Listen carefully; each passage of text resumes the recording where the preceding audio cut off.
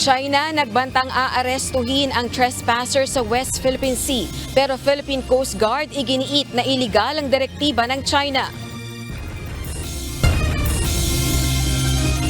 Umano'y malaking tubo, ibinaon sa gitna ng bahura ng Bajo de Masinloc. Mga mangingisda, isang buwan nang hindi pinapalapit ng China sa bahura. Senado, kukonsultahin muna ang Defense Department kaugnay ng nakaambang investigasyon sa umano'y wiretapping ng Chinese diplomat sa isang opisyal ng AFP.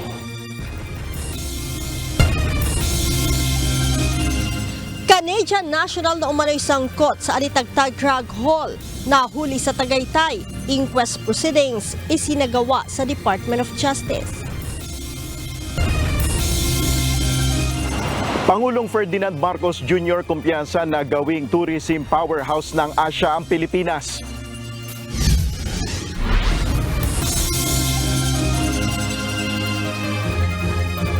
Magandang hapon Pilipinas at sa buong mundo. Una sa ating mga balita. Muling tiniyak ni Pangulong Ferdinand Marcos Jr. na patuloy na isusulong ang mga programa at proyekto na makapagpapalakas ng turismo sa bansa. Kaya naman ayon kay PBBM, malaking tulong ang pagtatayo ng mga tourist rest area o TRA upang makasabay sa kompetisyon sa Asia ang Pilipinas sa paghikayat ng mga turista. Ito ang balita ni Nel Maribuhok. So this TRA is an important initiative for us as we want to transform the Philippines into the tourism powerhouse in Asia. We are in very steep competition. Isa ang Tourist Rest Area o TRA program ng Department of Tourism sa mga inisyatibo ng administrasyon upang mapalakas ang industriya ng turismo. Kanina mismong si Pangulong Ferdinand Marcos Jr. ang nanguna sa inaugurasyon ng kauna-unahan TRA sa Luzon na itinayo sa Pagudpud sa Ilocos Norte. Kumpiyansa si PBBM na sa pamamagitan ng mga inisyatibong tulad ng TRA, kayang makamit ang ninanasa na gawing tourism powerhouse ng Asia ang Pilipinas. This is a very good example of the kind of approach that we have taken in trying to further the progress of the different sectors in government, and it is a concept that we have come to refer to as a whole of government approach. Ang TRA ay magsisilbing lugar kung saan makikita ang mga produktong Pinoy na maaaring mabili ng mga turista. Ang TRA ay may mga pasilidad tulad ng Tourist Information and Assistance Center. May restrooms rin para sa mga PWD at senior citizen, breastfeeding station, charging at workstation na may internet connection. Siyempre, rest area. Tinatarget rin na magkaroon ng automated teller machine o ATM, dining area at pasalubong center. Isa ang tinderang si Shirley na nakinabang sa itinayong TRA ng gobyerno.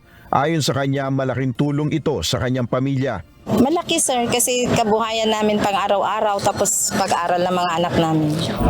Ayon sa Pangulo, kailangan samantalahin ng pamahalaan ang mga magagandang tanawin sa Pilipinas upang gumawa ng mga programa at inisyatibo na makapagpapalakas sa industriya ng turismo. Maganda talaga masyadong Pilipinas. Kahit isang katumingin, maganda. Siguro yung mga city lang, medyo hindi kasing ganda. But once you leave the city, you see the real Philippines. There is no place in the Philippines that's not beautiful. So, yan ang puhunan natin. Let's take full advantage of that. Nasa 20 tourist rest areas pa ang target na itayo ng Department of Tourism sa iba't ibang panig ng bansa. Nel Maribuhok, UNTV News and Rescue. Diyos ang aming sandigan, serbisyo publiko ang aming pinahalagahan. Abiso sa mga motorista, posibleng magpatupad ng dagdag bawas sa presyo ang mga kumpanya ng langis sa susunod na linggo. Base sa nakalipas na 4 na araw ng oil trading, maaaring tumaas ng 10 hanggang 20 sentimos ang presyo ng kada litro ng diesel at kerosene. Habang may inaasahan naman na 20 hanggang 45 sentimos na rollback sa presyo ng kada litro ng gasolina. Sa Lunes, iaanunsyo ng mga kumpanya ng langis ang final price adjustment na ipatutupad sa araw ng Martes, May 21. Hindi pa nagsisimula ang Metropolitan Manila Development Authority o MMDA na manghuli ng mga unconsolidated na jeepney dahil wala pang guidelines na naibababa sa kanila ang Department of Transportation. Pero ayon sa DOTR, kahit walang guidelines ay pwede na silang manghuli dahil nasa obligasyon naman ng ahensya ang panghuhuli sa mga kolorum na sasakyan. Ito ang balita ni JP Nunez. Bagaman nagsimula na ang panghuhuli sa mga pampasaherong jeep na hindi nakapag-comply sa franchise consolidation, ang MMDA hindi pa rin nagsisimula sa panghuhuli dahil wala pa umanong ibinababang guidelines ang Department of Transportation kung paano tutukuyin ang mga unconsolidated jeepney. Sa opisyal na pahayag ng Metropolitan Manila Development Authority o MMDA, dahil wala pang guidelines mula sa DOTR, hindi sila pwedeng manita ng mga unconsolidated jeepney maliban kung may moving violation. Pero ayon sa Department of Transportation, obligasyon naman ng MMDA na manghuli ng mga kolorum vehicle. Kaya kahit walang guidelines na ibaba sa kanila ang DOTR, pwede naman na nilang sitahin ang mga unconsolidated jeepney. Hindi na kailangan bigyan ng guidelines dahil talagang obligasyon, function talaga ng LTO, ng MMDA at ng kapulisan ang humuli ng mga kolorum o walang pagkita. Ayon kay Transportation Undersecretary Andy Ortega, wala pa silang datos na natanggap kung meron ng nahuling unconsolidated jeepney kahapon. Pero batay sa kanilang assessment, hindi na rin naman bumiyahe ang mga unconsolidated jeepney dahil na-issuehan na ang mga ito ng show cause order at alam na rin nilang mahuhuli sila sa kalsada. Sa report namin, wala akong report na may nahuli. Kung meron nahuli, hindi lang siguro nasabi sa opisina namin. Pero ang magandang ito is, mukhang kusa naman, yung mga hindi nag-consolidate ay hindi bumiyahe dahil wala na nga silang praktika. Sinagot din ng DOTR ang pahayag ng mga miyembro ng Manibela at Piston na bibiyahe pa rin sila at posibleng manlaban sa mga otoridad kapag hinuli sa kalsada para ma-impound. Panawagan ng ahensya sa mga transport leader na wag nang ipasada ang mga jeep para maiwasan ang 1 taon na suspensyon ng driver's license, 50,000 pesos na multa at impound ng jeepney dahil sa pagiging kolorum. Siguro it's best na i-advise natin yung ating mga miyembro na dahil sa wala ng praktika, kunyari, ang sasakyan ay wag nang ipasada para hindi magka-problema yung ating mga drivers. JP Nunez, UNTV, News and Rescue. Diyos ang aming sandigan, serbisyo publiko ang aming pinahahalagahan. Inanunsyo ng Office of the Transportation Security na pinapayagan na ang pagdadala ng extension cord o power strip sa hand carry baggage ng mga pasaherong sasakay ng eroplano. Base sa anunsyo ng OTS, ipinatutupad ang bagong polisiya habang nagsasagawa pa sila ng review sa listahan ng mga prohibited items sa aircraft. Epektibo ang bagong polisiya mula pa noong Miyerkules, May 15. Ayon sa OTS, may ilang pasahero ang nagrereklamo kaugnay sa pagbabawal ng pagdadala ng extension cord at power trip sa eroplano. Kaya naman minabuti ng ahensya at ng DOTR na payagan ang pagdadala nito sa hand carry baggage ng mga pasahero. Pinag-iingat ngayon ng Cybercrime Investigation and Coordinating Center o CICC ang publiko laban sa nauusong bagong email scam kung saan tino-target ang mga GCash user. Sa ilalim ng bagong modus, sinasabing nagsisend ng fake email sa iba't ibang platform ang mga scammer sa pamamagitan ng Viber at Facebook Messenger. Nakasaad umano sa mensahe na tila galing ito sa GCash, kung saan sinasabing under review ang inyong account at i-request ang user na i-verify ang account upang patuloy na ma-access ang kanilang e-wallet services. Paalala ng mga otoridad, huwag basta i-click ang nasabing email o link upang hindi makompromiso ang kanilang mga personal na impormasyon. Nakabalik na ng matagumpay at payapa ang lahat ng sumama sa ikalawang civilian mission ng Pilipinas sa Baho de Masinloc. Ito'y sa kabila na presensya at tangkang pangkaharang ng mga barko ng China sa civilian mission ng Pilipinas. Matagumpay na naihatid ng grupo sa mga kababayan nating mangingisda sa Baho de Masinloc ang tulong na krudo at pagkain. Pinasalamatan din ng grupo ang puwersa ng Philippine Coast Guard sa ginawa nitong pag-escort sa civilian mission at iba pang mga partner. Muli namang iginiit ng atin ito coalition na hindi nila layong hamunin ang China kung hindi nais lamang nilang ipakita na bahagi ng teritoryo ng Pilipinas ang Baho de Masinloc. Nagbanta ang China na aarestuhin ang mga trespassers sa West Philippine Sea. Kasunod ito ng ginawang civilian mission ng ating ito coalition sa Baho de Masinloc na nasa exclusive economic zone ng Pilipinas. Ayon naman sa Philippine Coast Guard, iligal ang direktibang ito ng China. Ito ang balita ni Rosalie Cos. Naglabas ng regulasyon ng China isang araw matapos isagawa ang civilian mission ng Atin Ito Coalition sa Baho de Masinloc na nasa exclusive economic zone ng Pilipinas. Sa isang ulat ng South China Morning Post, maaari umanong idetene ng China Coast Guard sa loob ng 60 araw ang mga non-Chinese na pinaghihinalaang iligal na tatawid sa borders ng China. Magiging epektibo umano ang regulasyon sa Hunyo. Binatikos naman ng Philippine Coast Guard spokesperson for the West Philippine Sea na si Commodore J. Tariela ang direktiba ng China at tinawag na iligal. Anya, maituturing itong harassment dahil nasa mismong exclusive economic zone ng Pilipinas ang mga Pilipinong mangingisda at tayo ang may karapatan sa West Philippine Sea batay sa international law at United Nations Convention on the Law of the Sea o UNCLOS. Dagdag pa nito, naninindak lang ang China upang wag magpatuloy ang civilian-led mission sa Baho de Masinloc. Ayon naman kay Makabayan Bloc lawmaker, House Deputy Minority Leader at ACT Teachers Party List Representative Franz Castro, Pilipinas ang may karapatang dumakip sa trespassers at China ang trespassing sa ating territorial waters at exclusive economic zone. Samantala, ilang kongresista naman ang nagpahayag ng paghanga sa mga sibilyan na naglayag sa Baho de Masinloc o Panatag Shoal sa gitna ng pagigipit ng China. Si Lanao del Sur 1st District Representative Sia Alonto Adyong, House Assistant Minority Leader, ipinahayag na hindi kailangang maging public official para ipagtanggol ang ating karapatan sa West Philippine Sea. Ito pong issue dyan sa West Philippine Sea, it doesn't have, you don't have to be a public official, an elected or appointed for that matter.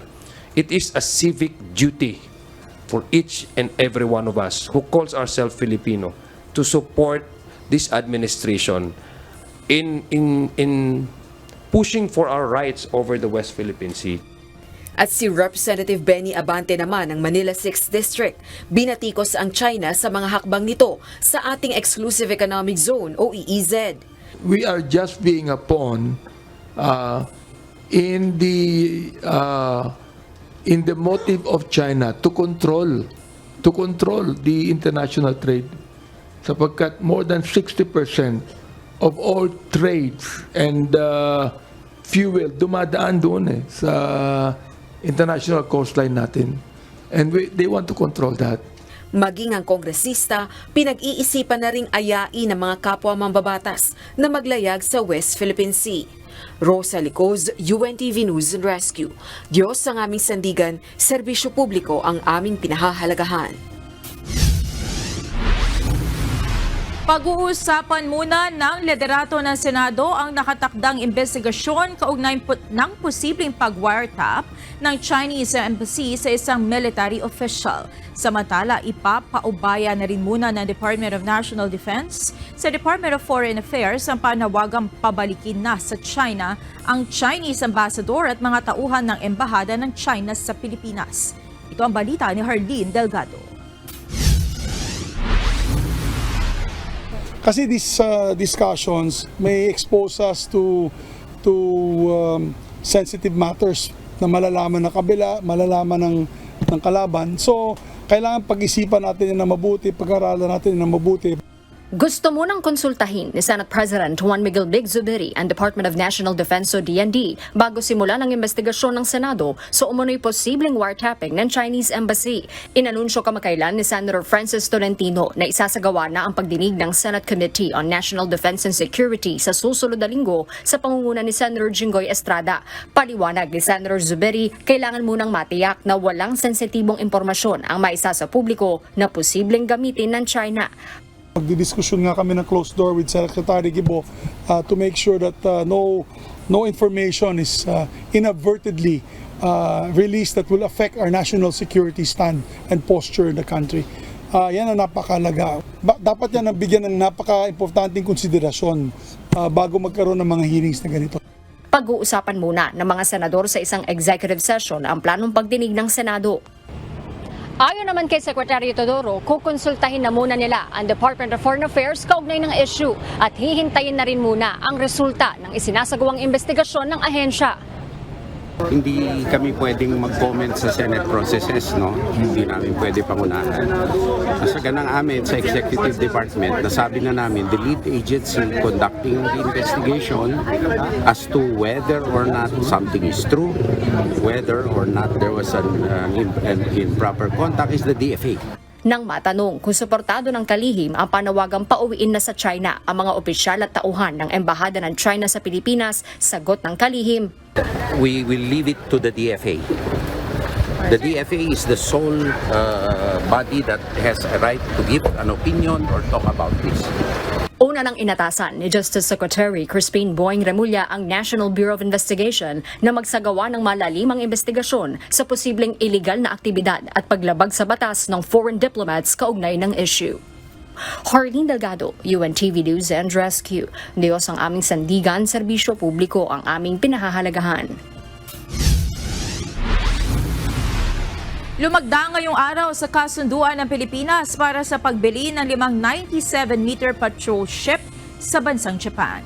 Bahagi ito ng pagpapalakas ng kapasidad ng bansa sa pagbabantay sa teritoryo, lalo na at tumataas ang tensyon sa West Philippine Sea dahil sa pangaangkin ng China. Tinatayag na sa 23.85 billion pesos ang halaga ng Official Development Loan Agreement na ito sa Japan. Pinangunahan ng paglagda sa kasunduan ni DFA Secretary Enrique Manalo at Japanese Ambassador Endo Kazuya.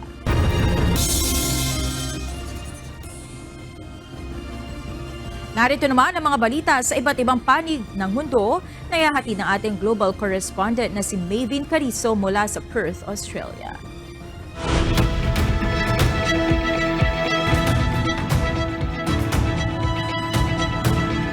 Magandang gabi sa inyo dyan, Monica.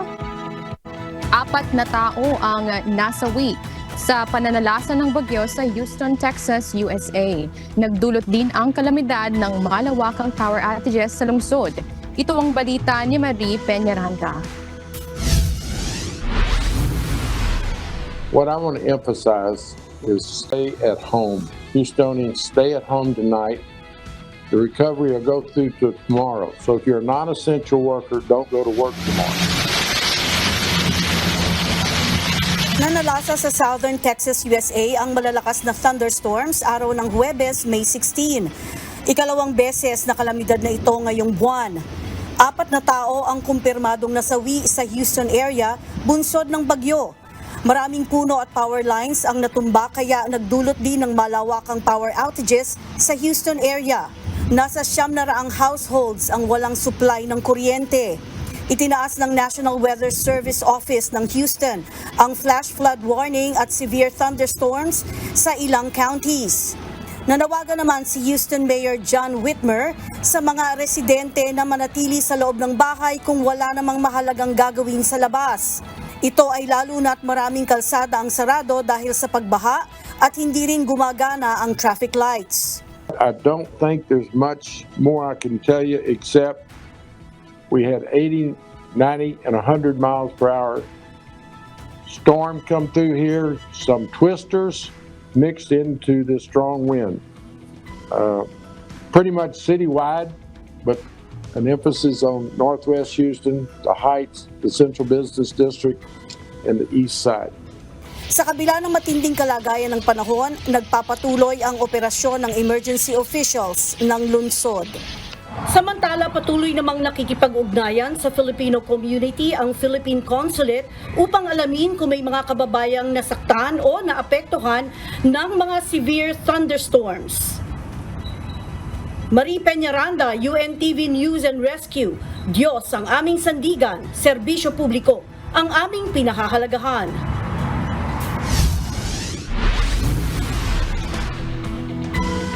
Nasawi sa heart attack ang isang lalaking teenager sa Estados Unidos na lumahok sa Spicy Chip Challenge batay sa autopsy. September 1, 2023 nang bawian ng buhay si Harris Woloba, taga-Worcester matapos kumain ng chip na manufacture ng Paki, isang Texas-based subsidiary ng Hershey Company. Ito ang balita ni Danny De Leva. Natuklasan sa isang autopsy na nasawi sa pagkain ng maraming chili pepper extract at may congenital heart defect ang isang Massachusetts teenager sa Estados Unidos na lumahok sa isang spicy tortilla chip social media challenge. September 1, 2023, nang bawian ng buhay si Harris Woloba, taga Worcester, matapos kumain ng chip na gawa ng Paki, isang Texas-based subsidiary ng Hershey Company. Natukoy na may enlarged heart at congenital defect si Woloba. Batay sa isinagawang otopsiya ng Chief Office of the Medical Examiner, namatay si Woloba sa heart attack dahil sa pagkain ng food substance na may mataas na capsaicin concentration. Isang compound na makukuha sa sili ang capsaicin. Sa artikulo na nakalathala sa poison.org, karaniwang nagdudulot ng sakit sa bibig at lalamunan ang pagkonsumo ng capsaicin. Posible rin itong magdulot ng mas seryosong problema sa kalusugan gaya ng hirap sa paghinga, esophageal damage at heart problems. Inalis sa merkado ang spicy tortilla chip noong September 2023 kasunod ng pagkasawi ni Woloba. Isang marketing campaign naman ng Paki ang One Chip Challenge na pagkain ng isang spicy tortilla chip ng may Carolina Reaper, Naga Viper peppers at hindi mo na agad iinom o kakain. Pagkatapos naman ng pagkasawi ni Woloba, iginiit ng kumpanyang Paki na nakasaad sa produkto nitong hindi para sa mga bata o may health condition ang pagkain ng maanghang. Danny De Leva, UNTV News and Rescue. Diyos ang aming sandigan, serbisyo publiko ang aming pinahahalagahan.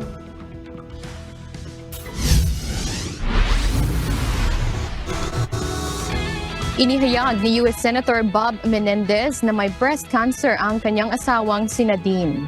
Isang araw ito matapos nasisihin ang misis ng kanyang mga abogado sa kinakaharap na pagdinig kaugnay ng mga alegasyon ng katiwalaan. Inaakusahan ang senador na pagtanggap ng suhol kabilang na ng gold bars kapalit ng pagtulong sa ilang negosyante sa New Jersey at mga pamahalaan ng Egypt at Qatar. Co-defendant ni Nadine, 70 years old at nahaharap sa hiwalay na kaso.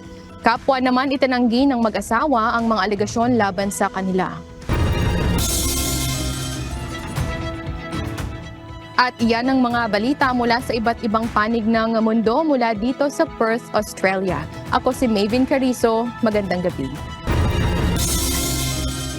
Nahuli ng pinagsanib na puwersa ng Regional Intelligence Division ng National Capital Region Police Office at Regional Intelligence Division ng Police Regional Office 4A at Bureau of Immigration ang Canadian national na si Thomas Gordon O'Quinn na kilala din sa tawag na James Toby Martin sa Barangay Maitim II, Tagaytay City kahapon. Si Martin ay sinasabing mayroong Interpol Red Notice dahil sa pakikipagsabwatan sa pag-export at pagde-distribute ng illegal na droga sa Estados Unidos. Base sa report ng PNP, si Martin ay sinasabing prime suspect sa naharang na 1.4 tons ng shabu na nagkakahalaga ng 9.6 billion pesos sa Alitagdag, Batangas noong April 15.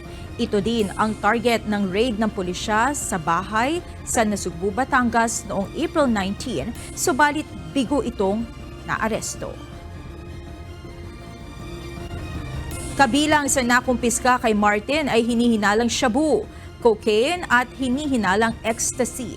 Nakuha rin ang 14 na peraso ng iba't ibang identification cards na mayroong iba't ibang pangalan, 14 na SIM cards, mga cellular phones at 3,600 pesos na cash.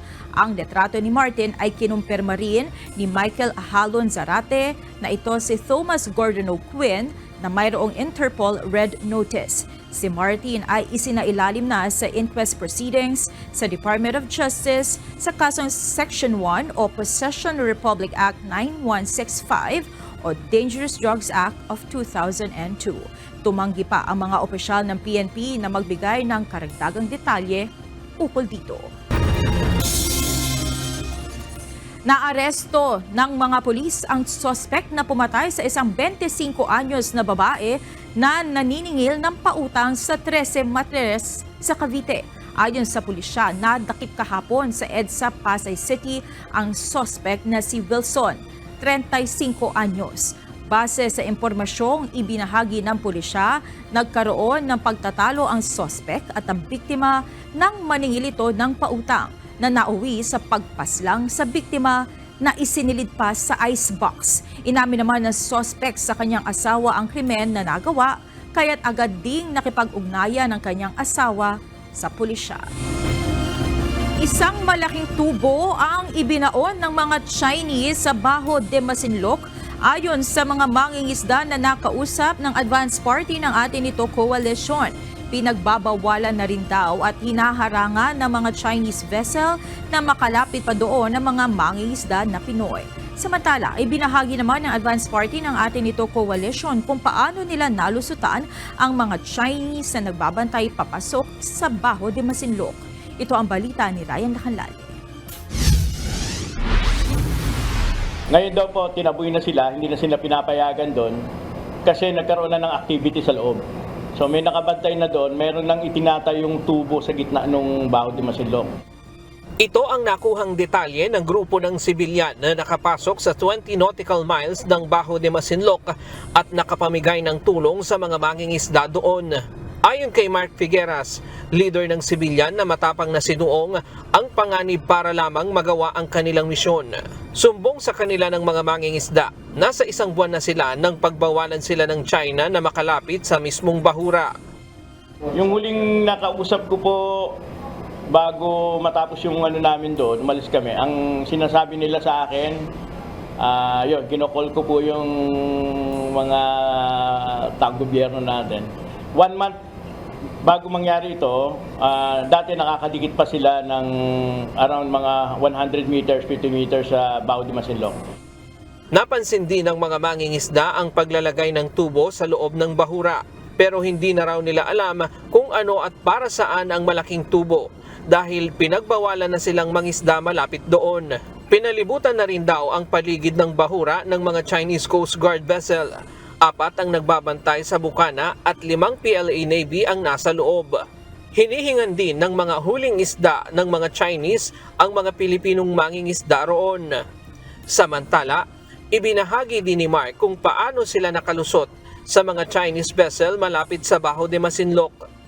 So, nag-disguise kami as fisher folks. So, umalis kami rito, naglayag kami. Then, after po ng paglayag namin, around 11:30 ng gabi, nakarating po kami around 20 nautical miles away from Baho de Masinloc. Ang grupo ang advance team ng civilian convoy na palihim na pumasok sa 20 nautical miles para maihatid ang food supply at diesel sa mga Pilipinong mangingisda malapit sa bahura. Anya, umabot sila hanggang 20 nautical miles mula sa bahura para hindi pag-initan ng mga barko ng China. Nagpanggap sila bilang mangingisda. Sa isang payaw, tumambay ang grupo hanggang umaga. Dito, unti-unti nang nagsidatingan ang mga mangingisda sa lugar. Pero sinundan na rin sila ng Chinese Navy. Standby. Tumayo ngayon ako, nag-advise ako sa mga kasama ko, pakibaon nyo yung camera nyo. Wala munang camera, walang ilalabas. Aklas as fisher folks lang. Hasta mangingisda tayo, umawak ng mga payaw, dyan na tayo, tambay lang. Pagkatapos ng 1 oras, lalo pang dumami ang mga mangingisda. kaya wala na silang magawa kundi ipamahagi ang mga tulong. Dito, lakas loob na rin nilang inilagay ang tarpaulin bilang bahagi ng civilian convoy. Dito umpisa na silang sinundan ng mga barko ng China. 2 maritime militia ang nakahalata na sa kanila kaya bahagya silang lumayo sa lugar. Subalit pinuntahan na sila ng helicopter ng China.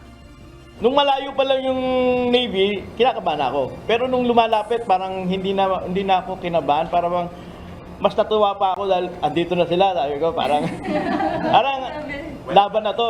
Parang laban to. Nawala po yung ano ko. Sa totoo lang, ganun pala yung nararamdaman. Totoo yung sinasabi nung nagpahabol na Fisher Folk na nakabangka. Sabi niya, mas maasar sila, mas mabuti.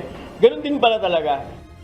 Sa kabuuan, umabot sa 6,000 litro ng diesel, 870 relief packs ang naipamigay ng civilian convoy sa mga mangingisda.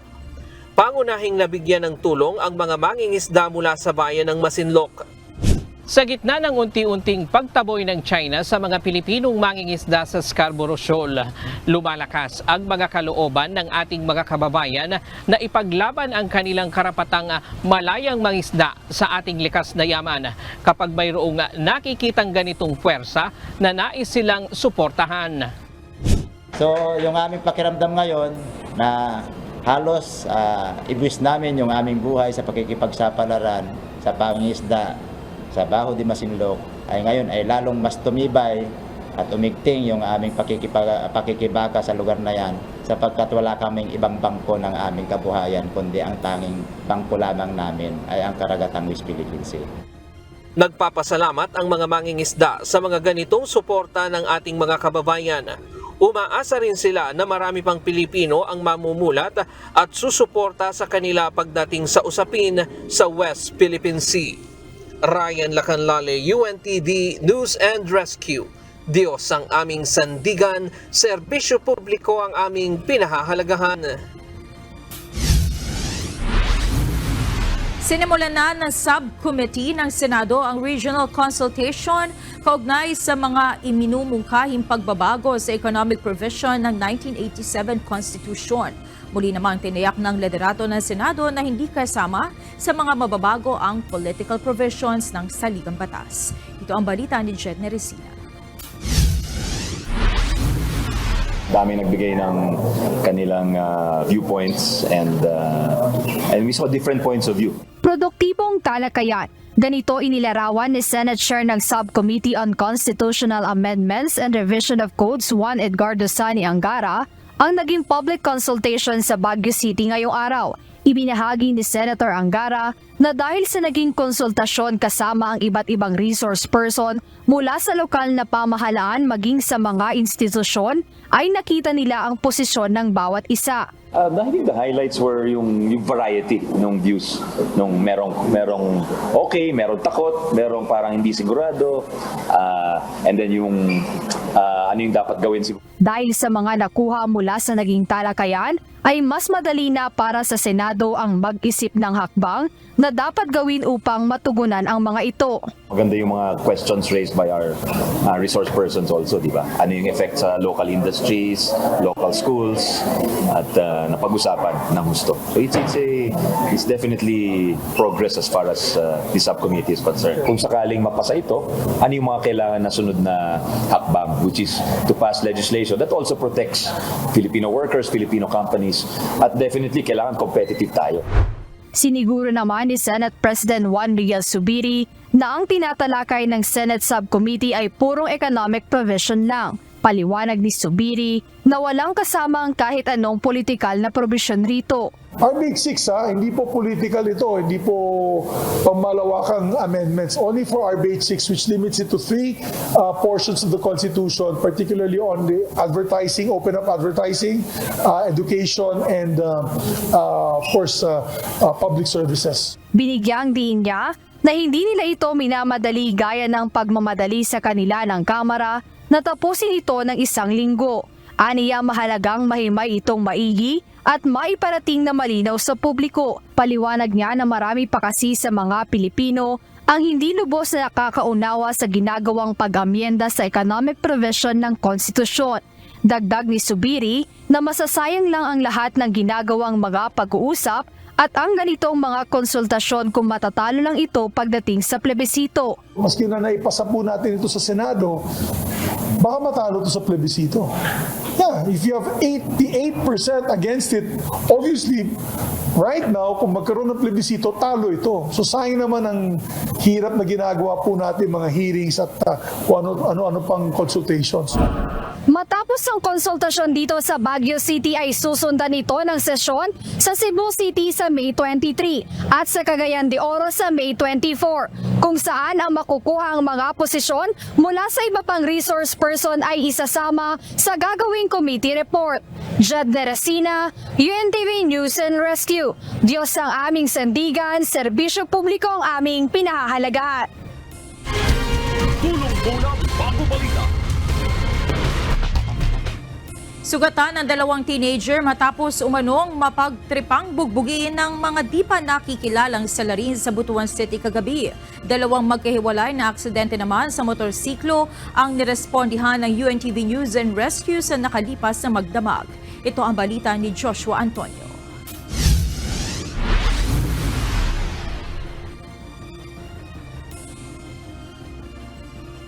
Sa PNP Station 1 na atay kuhan daw dito kanang nakuyapan dito nga bata sa ilang kustudiya.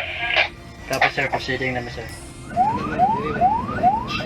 Nakatanggap ng tawag ang UNTV News and Rescue mula sa Operation Center ng Butuan hinggil sa isang binatilyo na nawalan ng malay na nasa Police Station 1 ng Butuan City. Bandang 9:30 kagabi, May 16. Nadatnan ng rescue team ang dalawang biktima sa Police Station 1 at agad na nagsagawa ng assessment ang grupo sa mga pasyente. Di kalit sa uling ka. Babang tumba na yun. Wala ni siya wala namang gipenong sir. Okay na ka? Okay na ka? Okay na bris sa paggawa nila. Paggawa nila dito sa yung istambayan, abi lang mo nang hindi. Kaya nagpapagod lang. Wala daw, abri daw. Wala man kanisa na tumba. Tumba gani. Tumba na tumba. Tumba na ni barang siya dira. Ligid daw na ligo. Hindi lang ha. Agay ko ni DPD. Magkalaban sila.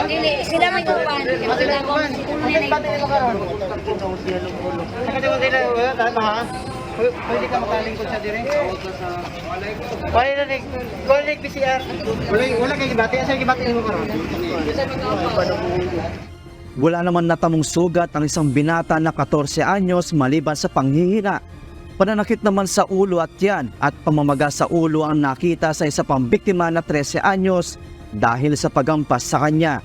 Ayon sa kasamahan ng mga biktima, papauwi na ang mga ito nang bigla na lamang silang sinugod at binugbog ng mga di nila kilalang kabataan.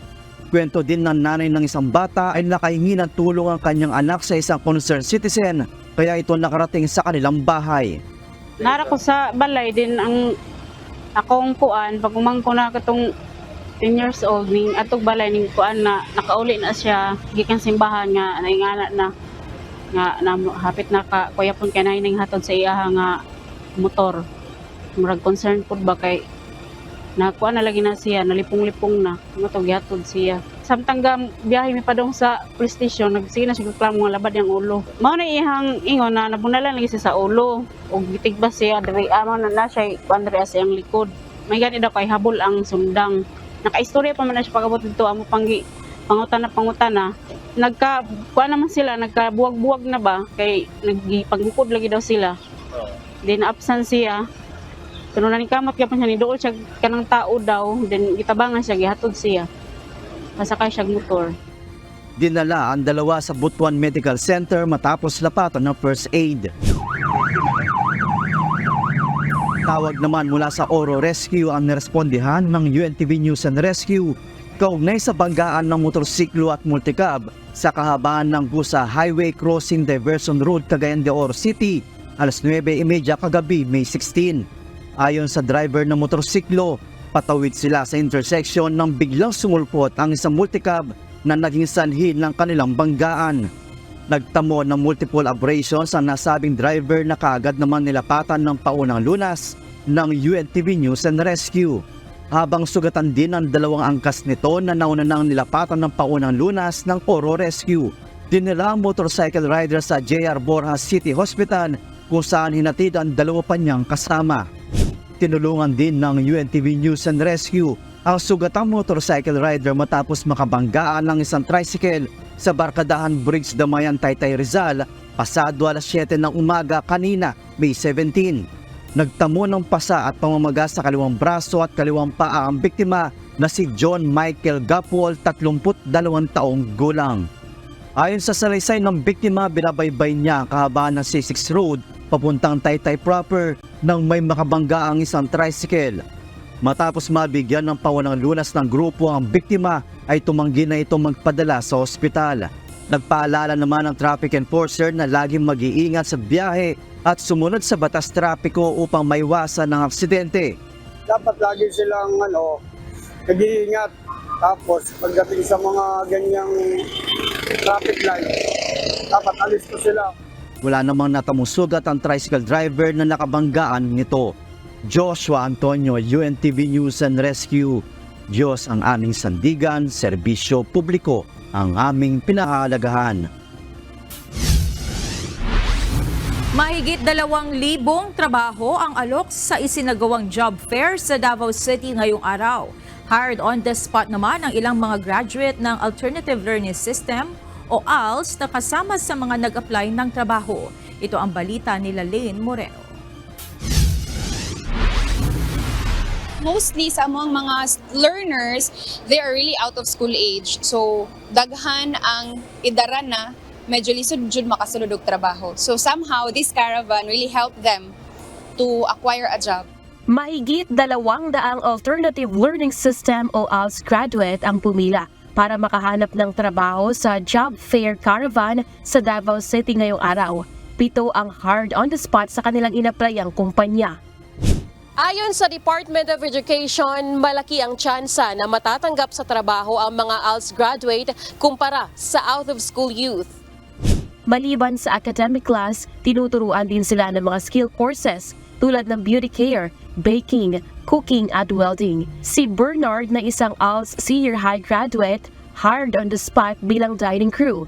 Ayon kay Bernard, hindi siya makapaniwalang matatanggap siya kahit malayo ang kanyang work experience na dating refiller sa water station.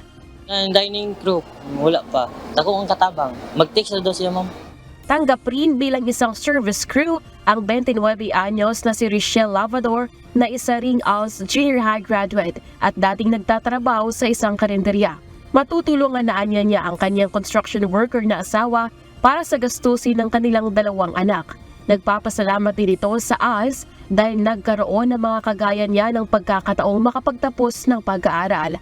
Ay dako ay pagkuan mo ay katabang sa ALS nga na dawat ko din sa trabaho kay para makatabang ko sa akong bana sa ug masuportahan pod nako kung pag-eskwela pohon sa senior high.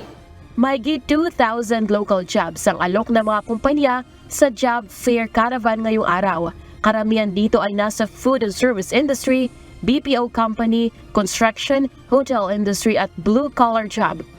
The educational attainment, the gender, and financial status, whatever course or program you finished in, ALS, senior high school, college graduate, undergraduate, we are very much willing to accept everyone who is willing to be a part of Teleperformance. Ang mga ganitong klaseng caravan naman ay malaking tulong sa mga kabataan na hirap sa paghahanap ng mapapasukan. Na naati mga unemployed na college graduates, general out of school youths na wala sila kabalo na as sila mo mangitag way na makonect sila, ma-transition sila, and mag-lisod sa sila na asa din sila dapat na offices ang ilang i-connect. Lelaine Moreno, UNTV News and Rescue. Diyos ang aming sandigan, serbisyo publiko ang aming pinahahalagahan. Dumadaing ngayon ang ilang mga rice millers sa Bulacan sa mataas na presyo na nabibili nilang palay sa parteng Central at Northern Luzon. Paliwanag ng ilang mga rice miller, kung magtutuloy-tuloy ito, maraming mga rice mill ang mapipilitang magbenta ng mas mataas na presyo ng bigas sa mga consumer. Ito ang balita ni Nestor Torres. Palay po kasi ngayon medyo tumataas po ang presyo. tsaka nawawala po ang palay. Sa dami rin ng rice mill, kapag may dumating dito na mga 50, sandali lang talagang wala na yung truck, nakuha na ng ibang rice mill. Ibang palay, dinadala na nila sa ibang rice mill. Isa si Rita Villapuerte sa mga rice miller sa Bukawi Intercity Rice Mill sa Bulacan na umaaray sa mataas na presyo ng nabibiling palay sa mga rice traders sa Central at Northern Luzon. Anya, ang pinakamababang presyo ngayon ng palay ay nasa 28 pesos per kilo, habang umaabot naman ng 31 pesos ang pinakamataas. Meron po kaming nakukuha ngayon 28.50, 29.50, 29. Yung super na super po 30, 30.50. Namin yung klase ng palay kung anong variety. Tapos kung halimbawa po magustuhan namin yung palay, nagkakaroon po ngayon ng tawaran. Ngayon minsan po yung tawad namin, hindi kayang ibigay ng biyahero. Wala po kami magagawa kung hindi kunin. Bukod sa mataas sa presyo ng palay, isa rin sa nakakaapekto sa mga rice miller sa Bukawi ay ang maraming imported na bigas na mas murang nabibili sa rice mill kumpara sa commercial rice. Isa rin sa dahilan kaya minsan nauubusan ng palay sa mga rice mill sa Bukawi, anya ay dahil sa mga nagtayo ng rice mill sa mga probinsya. Naapektuhan kasi kami unang-una sa dumadami ng mga rice mill na sa iba-ibang lugar. Pangalawa, yung mga imported rice. Kami kasi pagdating sa imported, hindi talaga kami nag-imported. Puro lang kami commercial. Kaya pag yung halimbawa ang gusto ng buyer, puro imported. Talagang ang sales namin, talagang nawawalan kami ng benta. As in zero. Para naman sa magsasaka na si Aling Susana Pangilinan at Mang Abilino Palomo, pabor sa kanila na bilhin ng traders sa mataas na presyo ang palay. Dahil ngayon lang din sila nakababawi. Dati-rati ay binabarat sila ng mga traders sa presyong 18 pesos per kilo. Ang kuha sa ang palay ngayon na bagong ani, 23, 24 hanggang 25. Opo. Yung bagong ani galing sa bukid. Tapos ang tuyo, ang kuha ng 30. Para may kami, kumita kami mag-asawa sa pagbibilad. Mga gasto sa harvester, saka yung manggagawa. Kumita po ba kayo doon? Kumita naman po? Kumita naman. Mas kikita ngayon, makaya ko inaanin ngayon. Ayon naman sa presidente ng Intercity Rice Mill, ang imported broken rice ay umaabot ngayon ng 41 to 43 pesos per kilo. Ang imported premium rice ay 48 to 50 pesos per kilo, habang ang local commercial rice well mill ay 44 to 47 pesos per kilo. Samantala, naglalaro naman ang presyo ng local commercial rice premium ng 50 to 52 pesos per kilo. Nestor Torres, UNTV News and Rescue. Diyos ang aming sandigan, serbisyo publiko ang aming pinahahalagahan. Magagamit na ng mga kababayan natin sa Goa, Camarines Sur ang ikatlong Super Health Facility sa naturang probinsya. Tulad ng libreng check-up at libreng gamot ang hatid ng nasabing pasilidad. Ito ang balita ni Ryan Salatandol. Sinabi pong Super Health Center, one package po siya. Ibig sabihin po, pwede pong makapag-avail ng iba't ibang services dito lang po para po all-in-one na po siya. Operational na ngayon ang Super Health Facility sa Barangay Balaynan sa Goa, Camarines Sur. Layon ng Department of Health at ng lokal na pamahalaan ng Goa sa nasabing pasilidad ay maserbisyuhan ang ating mga kababayan sa mga upland barangay sa Camarines Sur. Pwede nang magpunta ang ating mga kababayan sa Super Health Center na ito para libreng magpa-check up sa mga doktor at libre din na makakuha ng mga gamot, maging mga maintenance medicine ay available din.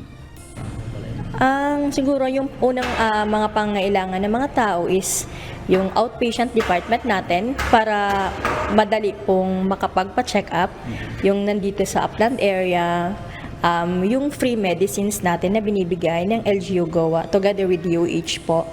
And yung birthing facility para po mas madali nilang ma-access yung mga nganak po na mga nanay dito po sa upland area po. Available din ang mga serbisyo ng TB dots, dental clinic, ultrasound, ECG at first aid para sa mga emergency situations. Inaantay lamang ng pasilidad ang ilan pang mga medical equipment para maging 100% operational na ang lahat ng mga ito. Sakop ng Super Health Center na ito ang 15 barangay, kabilang ang Barangay Tagungtong, Abukayan, Buyo, Aroro, Pinaglabanan, Hiwakloy, Digdigon, Balaynan, Payatan, Magsalay, Lamon, Scout Fentebella, Tamban at San Isidro poblasyon.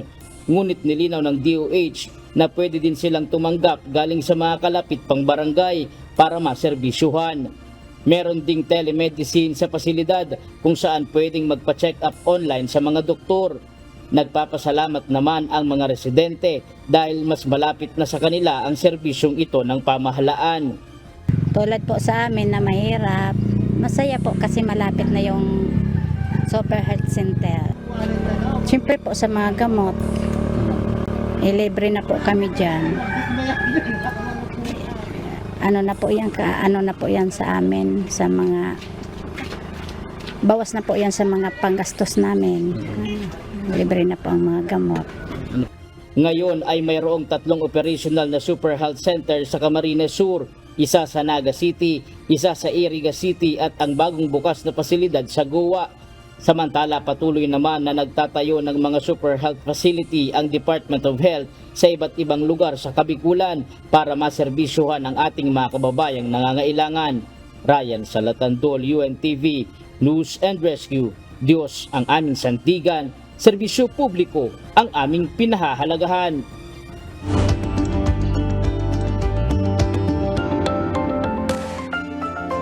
Nagpahayag ang isang neurology expert na hindi dapat baliwalain ang pananakit ng ulo sapagkat maaari itong senyales ng mas malalang sakit tulad ng meningitis. Ito ang balita ni Kichi Ciprian.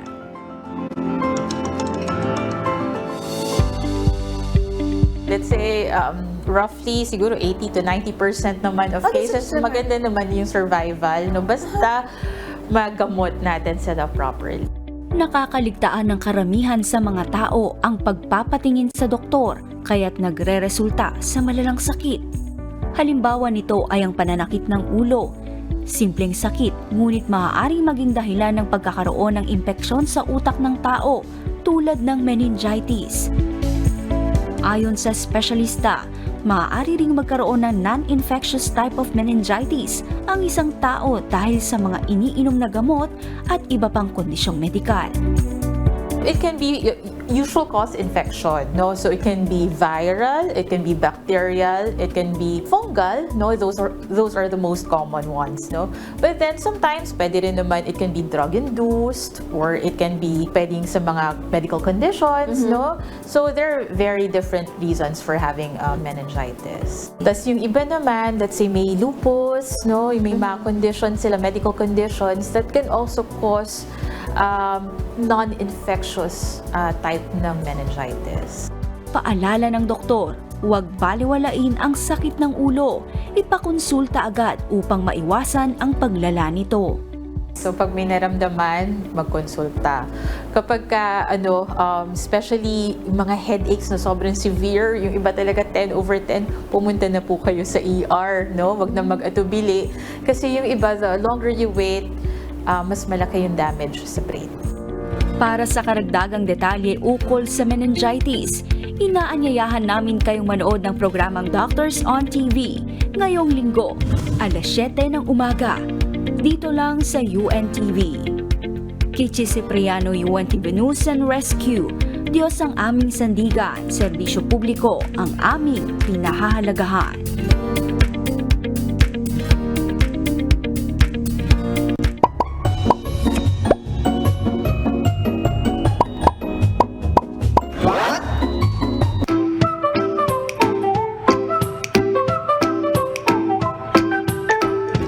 Dagdag kaalaman po, Happy Drawing Day. Ngayong araw po kasi pinagdiriwang ang Drawing Day. Kaya may kinalaman po dyan ang ating trivia. Alam ba ninyo na ang earliest form of drawing ay makikita sa mga kuweba around 30,000 to 40,000 years ago? Alam ba ninyo na mayroong therapeutic benefits din ang pagdodrawing? Ginagamit ito bilang therapy sa mga tao upang matulungan sila na mas lalo nilang ma-express ang kanilang emosyon, trauma at mabawasan ang stress. Alam nyo rin ba na marami na ring nalutas na mga kaso dahil sa mga drawing? Noong panahon na hindi pa masyadong advanced ang technology, dinodrawing lang ang mukha ng mga kriminal. Isang halimbawa ay ang kaso sa Seattle na kung saan isang lalaki ang pumatay ng nasa 49 na mga kababaihan. Sa tulong ng artist sketch at mga ebidensya, nahuli ang salarin at naparusahan. Kayo, may kilala ba kayo na magaling mag-drawing? Ops, hindi po yung kaibigan nyo na nag-aaya ng gala, ibang drawing yun. Sana po may natutuhan kayo at laging tatandaan, mapalad po ang tao na nakakasumpong ng karunungan at ang tao na nagtatamo ng kaunawaan.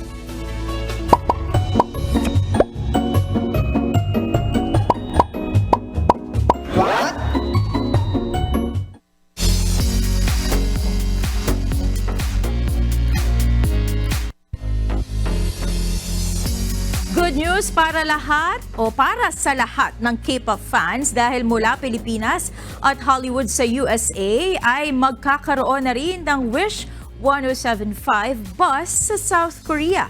Kanina inanunsyo na ng The Only FM Radio on Wheels sa kanilang official Facebook page ang pag-arangkada ng Wish bus sa Land of K-pop.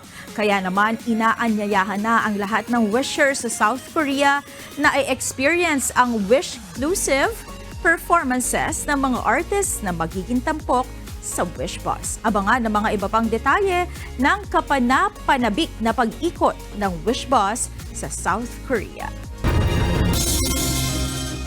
Muling nagsama-sama ang 4 na miyembro na sikat na K-pop group na 21 para sa selebrasyon ng kanilang 15th anniversary. Sa mga larawang ipinost ng grupo sa kanilang social media accounts, muling nagsama-sama sina Sandara Park, CL, Nenzi at Pork Boom sa kanilang stunning pictorial. Muli naman nilang pinasalamatan ng K-pop group ang suporta at pagmamahal sa kanila ng fans. Trending topic naman sa social media ang mga in-upload na photos ng 21. 2022 nang huling magkasama-sama ang grupo sa kanilang performance sa Coachella sa United States.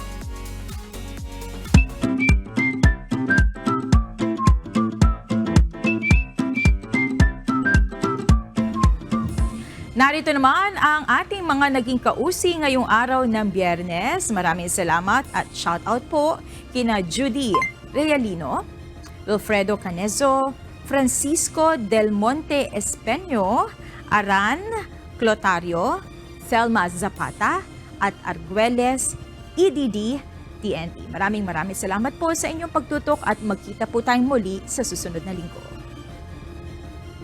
Samantala, narito po ang salita ng Diyos na ating sandigan mula sa aklat ng unang Juan, Kapitulo 2, versikulo 9 na nagsasabi, ang nagsasabing siya'y nasa liwanag at napopuot sa kanyang kapatid ay nasa kadiliman pa hanggang ngayon.